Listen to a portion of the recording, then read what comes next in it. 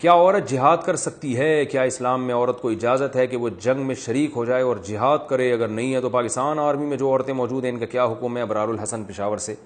مجھے نہیں پتا پاکستان آرمی میں خواتین کیوں ہیں، ان کوئی وجہ ہوگی، واللہ عالم۔ جب تک تحقیق نہ ہو کسی چیز کی ان کی کیا مجبوری ہے خواتین کو رکھنے کی، تو اس وقت تک تو وہی انہی سے پوچھا جائے، وہی بتائیں گے۔ لیکن نارملی جو ہے جب تک مردوں سے یہ ضرورت پوری ہو رہی ہو تو خواتین کو نہیں رکھنا چاہیے، کیونکہ ظاہر ہے اللہ نے عورت کو کمزور پیدا کیا ہے، اس میں اس طرح سے طاقت نہیں ہوتی جس طرح مردوں میں ہوتی ہے۔ تو جو خواتین کے کام ہیں وہ خواتین کو کرنے چاہیے۔ خواتین کا جو بنیادی کام ہے گھرداری ہے، یہ بھی جہاد سے کم نہیں ہے۔ جتنی بھی دنیا میں بڑے لوگ پیدا ہوئے ہیں ان کو جنا بھی تو عورتوں نہیں ہے نا۔ کسی نے بڑی پیاری بات کہی کہ اللہ نے کسی عورت کو پیغمبر نہیں بنایا، تو اس میں بظاہر ایک عورت کی توہین ہے کہ کوئی عورت پیغمبر نہیں ہے، لیکن فخر کی بات کیا ہے کہ کوئی پیغمبر ایسا نہیں ہے جس کو عورت نے نہ جنا ہو۔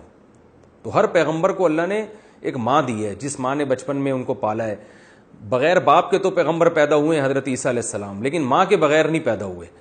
تو یہ مقام ہے، تو عورت مجاہدین کو پیدا کر سکتی ہے، وہ ایسی اولاد جن سکتی ہے جس کو وہ بچپن سے اس کی تربیت کرے، اس میں لڑائی کا جذبہ پیدا کرے۔ پہلے مائیں ہوتی تھیں ایسے، جیسے میں اکثر ایک بیان میں واقعہ بتاتا ہوں نا، کہ ہم چھوٹے بچے تھے تو ہمارے خاندان میں بچیاں جو تھیں وہ مہندی لگا رہی تھیں عید کی رات کو، تو لڑکے بھی بیٹھ گئے ان کے ساتھ۔ تو ہمیں یاد ہے ہماری دادی نے ہمیں سخت تنبیہ کی کہ لڑکے مہندی نہیں لگاتے ورنہ بڑے ہو کر تلوار نہیں اٹھا سکتے۔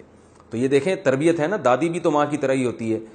تو مائیں اس طرح بچوں کی تربیت کر سکتی ہیں، ان کو اچھا انسان بنا سکتی ہیں، پھر میدانوں بھیجیں ان کو، لڑیں گے وہ انشاءاللہ ملک کے لیے، قوم کے لیے۔ تو یہ بھی عورت کا جہاد ہے۔ لوگ سمجھتے ہیں گھرداری آسان کام ہے، آسان نہیں ہے۔ اولاد کو پیدا کرنا، ان کو پالنا اور شوہر کے ساتھ کاموں میں ہاتھ بٹانا، یہ بہت بڑا جہاد ہے۔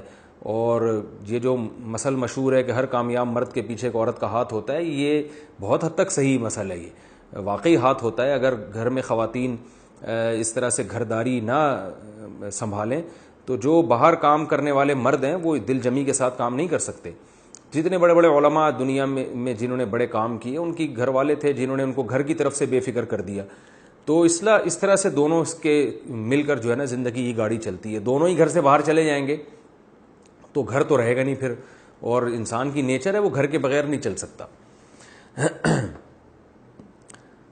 باقی یہ کہ اسلام میں ایسی خواتین بھی گزری ہیں جنہوں نے گھوڑ سواری کی اور میدان جنگ میں بڑے کارنامے ان کے رہے ہیں۔